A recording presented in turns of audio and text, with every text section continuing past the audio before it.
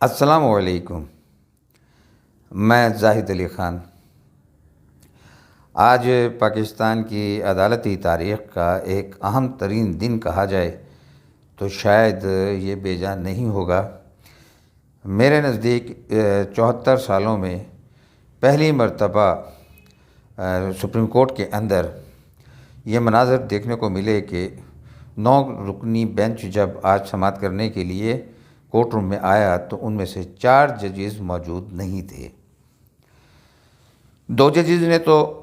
Bench میں بیٹھنے سے معذرت کر لی، لیکن 2 ججز کیوں نہیں تھے اس کے بارے میں مجھے کوئی اطلاع نہیں ملی۔ آج کی جب یہ کارروائی 2 گھنٹے کی تاخیر سے شروع ہوئی تو بہت سے نمایاں جو ہیں اس کے اندر مراحل دیکھنے کو ملے۔ پہلا مرحلہ تو یہی تھا کہ کمرہ عدالت کے اندر 9 میں سے 5 ججز جو ہیں وہ سماعت کے لیے آئے تھے، اور اس کے بعد جو ہے چیف جسٹس آف پاکستان نے فرمایا کہ جو اب آئندہ سماعت ہے وہ یہی 5 رکنی بینچ کرے گا، یعنی 9 رکنی سے بینچ 5 رکنی ہو گیا۔ مزید مطالبہ یہ تھا کہ اسے فل کورٹ کیا جائے، اس سے وہ مزید کم پر چلا گیا۔ 2 ججز جو تھے، جسٹس اعجاز الحسن اور جسٹس مظاہر علی اکبر نقوی نے انہوں نے بینچ میں بیٹھنے سے معذرت کر لی۔ ظاہر ہے ان کے اوپر بہت سنگین قسم کے الزامات عائد کیے گئے ہیں، اور آج انہوں نے سماعت کرنے سے انکار کر دیا۔ آج کی ساری سماعت کے حوالے سے میں بہت دیر سے خبریں پڑھتا رہا، سنتا رہا، دیکھتا رہا، اور کوشش کی کہ کچھ زیادہ تفصیلات مل سکیں، لیکن کچھ زیادہ تفصیلات جو ہیں اس معاملے کی مجھے دستیاب نہیں ہو سکی، ماں سوا اس کے کہ 4 ججز کے جو ہیں، سپریم کورٹ کے معزز ججز کے جو ہیں وہ ڈائسنٹنگ نوٹس جو ہیں وہ مجھے پڑھنے کو ملے، اور جو پاکستان کی عدلیہ کی تاریخ میں اور قانون کے طالب علموں کے لیے مستقبل کے اندر بہت ہی رہنما اصول ثابت ہوں گے۔ ان میں جسٹس عطر امین اللہ، اس میں جسٹس یحییٰ آفریدی، اس میں جسٹس جمال مندوخیل اور جناب جسٹس منصور علی شاہ صاحب جو ہیں، انہوں نے 23 فروری کو جو اس سے پہلے کی سماعت ہوئی تھی اس میں جو کچھ باتیں ہوئیں اور جو اس کا تحریری فیصلہ آیا، اس میں جو بھی جو کمی اور کوتاہیاں تھیں، ان سب ججز نے اس کی طرف نشاندہی کی۔ جسٹس عطر امین اللہ نے یہ بات کہی کہ جو ہے مجھ سے میں نے تمام تحریری سوالات جو ہیں وہ دے دیے تھے، اور جو زبانی احکامات 23 فروری کو کرائے گئے تھے، لکھوائے گئے تھے یہاں پر، وہ تحریری فیصلے میں شامل نہیں ہیں۔ اسی طریقے سے جو ہے سو موٹو اختیار کے حوالے سے بھی تقریباً تمام ججوں نے یہ بات کہی کہ سو موٹو اختیار بہت احتیاط سے استعمال کرنا چاہیے۔ ایک معزز جج نے تو یہ بھی کہا کہ یہ جو موجودہ جو ہے پنجاب اور صوبائی اور کے پی کے اسمبلی کے اندر صوبائی اسمبلیوں کے انتخابات کرانے کے لیے جو سو موٹو ایکشن لیا گیا ہے، اس کے مقاصد ہی واضح نہیں ہے کہ یہ کیوں لیا گیا، کس کے کہنے پر لیا گیا، اور وہ جس کیس میں یہ معاملہ جو ہے 2 ججز نے لے کر چیف جسٹس کو بھیجا تھا تو اس کا تعلق الیکشن سے نہیں تھا، وہ ایک سرکاری ملازم کے تبادلے کا کیس تھا، جس سے گھما کر جو ہے وہ دانستہ اس طرف لایا گیا کہ اسے انتخابات سے جوڑ دیا گیا، اور پھر وہ ایک تجویز جو ہے وہ چیف جسٹس آف پاکستان کو بھیجی گئی، اور وہ جو ہے سو موٹو لے لیا گیا۔ اس پر 23 فروری کو سماعت بھی ہو گئی۔ اس سماعت میں جو بھی صورتحال تھی وہ آپ ڈائسنٹنگ نوٹ ضرور پڑھیں، اور قانون کے طالب علم جو ہیں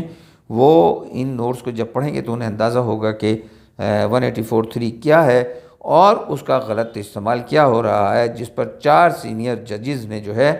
آج اپنی کھل کر رائے دی ہے، اور وہ رائے دیکھتے ہیں کہ انکارپوریٹ ہوتی ہے فیصلے کے اندر یا نہیں۔ لیکن chief justice of Pakistan justice Umar Ata Bandial نے آج 2 ٹوک انداز میں یہ بات کہی ہے کہ ایک تو یہی 5 رکنی بینچ جو ہے یہ سماعت کرے گا، اور دوسرا کل 28 فروری کو جو ہے سماعت مکمل کرنے کے بعد 9 بجے سماعت شروع کریں گے، اور کوشش کریں گے کہ کل ہی اس کو ختم کر دیا جائے۔ یعنی اب بھی بہت جلد بازی ہے، اور ایک سینئر جسٹس نے، اور غالباً جسٹس منصور علی شاہ صاحب نے تو یہ بات بھی لکھی ہے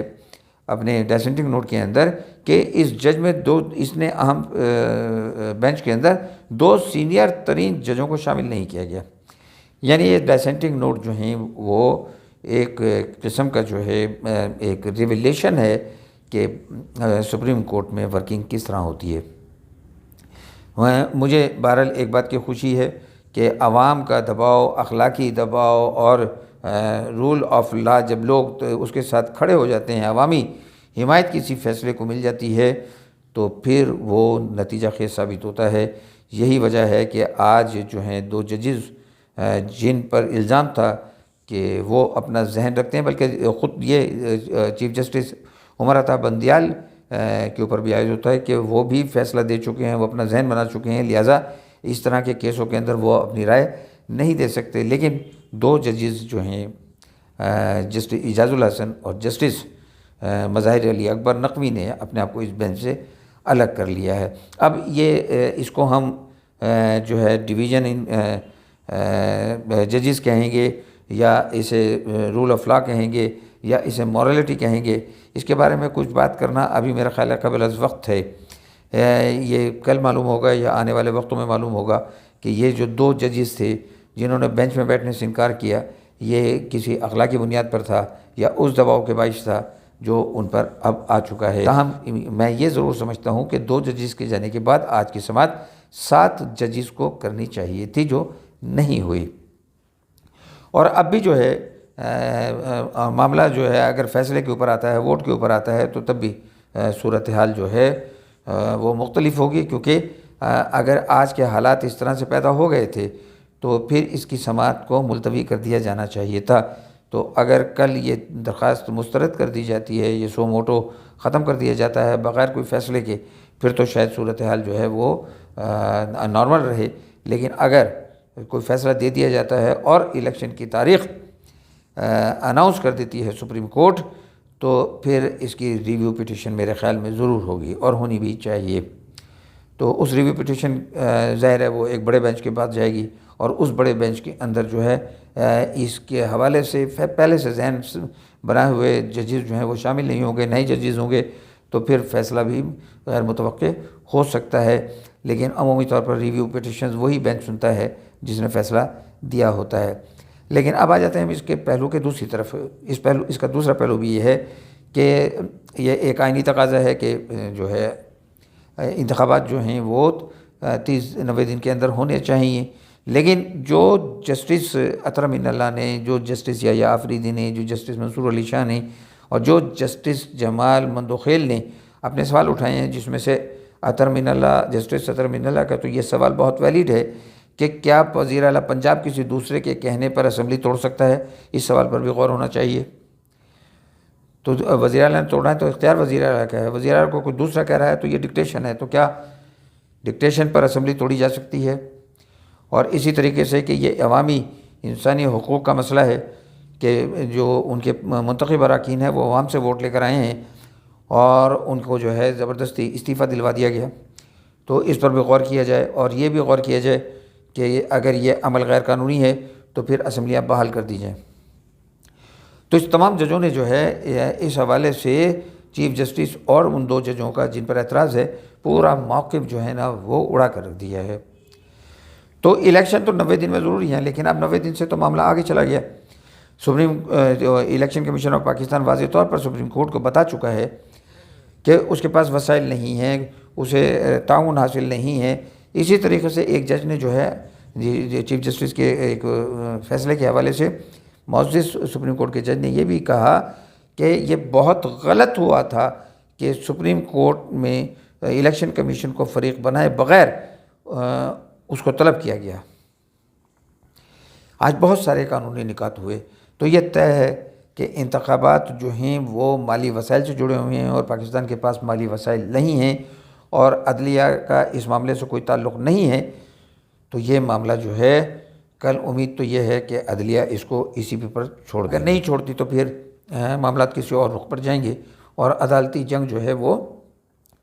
طویل ہو جائے گی. آج ایک دوسرا بھی اہم معاملہ ہوا کہ ایک ریٹائرڈ جنرل جو ہے امجد شعیب کو جو ہے وہ گرفتار کر لیا گیا. میں اس گرفتاری کے شدید خلاف ہوں۔ امجد شعیب جیسے یہ جو لوگ انہوں نے تیار کیے تھے پروجیکٹ اور ان کو ذہن سازی کی، ان کو پیسے دیے، ان کو، وہ لوگ تو خود چلے گئے تیار کرنے والے۔ 5th جنریشن وار کے نام پہ اس ملک کے ساتھ جو کھلواڑ کرنے والے ہیں ان پر آپ گرفت کیجئے۔ ان جیسے جو ہے کوتاہ ذہنوں کے ساتھ، جن کے پاس ذہن نہیں ہے، عقل نہیں ہے، جن کی فکر نہیں ہے، جن کی سوچ بہت محدود ہے، ان کو گمراہ کر کے انہیں لگا دیا، اور وہ آج بھی یہ سمجھ رہے تھے کہ ہم جو کچھ بھی نکالیں گے ہمیں اسی طرح کا تحفظ ملے گا جو اشفاق پرویز کیانی سے لے کر اور جنرل باجوہ تک کے دور میں ان کو مل رہا تھا، اسی طرح کی مراد ملیں گی، اسی طرح کی سہولیات۔ لیکن اگر اسٹیبلشمنٹ اب اگر جو ہے وہ غیر جانبدار ہوگی اور وہ اس طرح کے معاملات میں جو ہے وہ شریک نہیں ہے تو ان کا قصور نہیں ہے۔ یہ تو ابھی تک اسی بھلائی میں تھے کہ جو کچھ کہا جا رہا ہے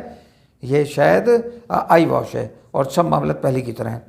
تو اس طرح کے وہ لوگ جو ڈھونڈ کر جو اس طرح کے ہیرے لائے گئے تھے صحافت کے اندر اور جو ہے ٹی وی کے اوپر، وہ 5th وار جنریشن کے نام پر، اور وہ صاحب جو فلو چارٹ بنا کر دکھایا کرتے تھے، آپ اصل میں یہ ان کی ذمہ داری ہے، ان کو آپ پکڑیے۔ ان بیچاروں کے پلے ہے کیا جن کو آپ پکڑ کر ان سے لینا کیا ہے آپ نے؟ نہ اس کی رائے اپنی، نہ اس کی اوقات اپنی، اور آپ جو ہیں ان کو گرفتار کر کے جو ہے ان کی ویورشپ اور بڑھا دیں گے۔ یہ جو ان کے پاس ویورشپ ہے یہ بھی جعلی ہے، یہ بھی دلوائی گئی تھی، پیسے دے کر بورڈ کے ذریعے جو ہے نا ان کی ویورشپ بڑھائی گئی تھی، اور لیکن صبح سے شام تک 24 گھنٹے جو ہیں ان کی چک جو ہے سنوا کر ٹی وی والوں کی جو نوجوان نسل ہے اس کا ذہن جو آپ نے بگاڑا ہے اسے ٹھیک ہونے میں جو ہے پتہ نہیں کتنی دہائیاں لگ جائیں گی۔ ان کو پکڑنے سے نہیں، یہ اپنی غلطیاں تسلیم کرنے سے ہوگا۔ آپ بتائیں گے کہ ہم نے پاکستان 5th جنریشن وار کے نام پر ہم نے اس پاکستان کی نئی نسل کے ذہن کو کس طرح تباہ کیا، تب کہیں جا کر جو ہے نا یہ اثرات ختم ہوں گے، ورنہ یہ اس طرح کی گرفتاریوں سے جو ہیں یہ معاملات ختم نہیں ہونے۔ وہ جو ذہن میں بیج بویا تھا آپ نے نفرتوں کا اور ایک شخص کو آپ نے مہان بنا کر پیش کیا تھا، وہ اس طرح کی کارروائیوں سے ختم نہیں ہوگا۔ اس نمک کے اس بت کو پانی میں ڈال کر گھولنا پڑے گا، تسلیم کرنے پڑے گا، اور آئندہ اس طرح کے معاملات میں نہ پڑنے کے لیے اپنے آپ کو محدود کرنا ہوگا۔ تو دیکھتے ہیں کہ کل کی سماعت میں جو ہے سپریم کورٹ کا بینچ کیا فیصلہ دیتا ہے، کہ کیا وہ پنجاب اور کے پی میں الیکشن کی تاریخ دیتا ہے، یہ معاملہ الیکشن کمیشن پر چھوڑ دیتا ہے۔ اگر کوئی اہم بات ہوئی تو انشاءاللہ کل آپ سے ملاقات ہوگی۔ وما علینا الا البلاغ المبین۔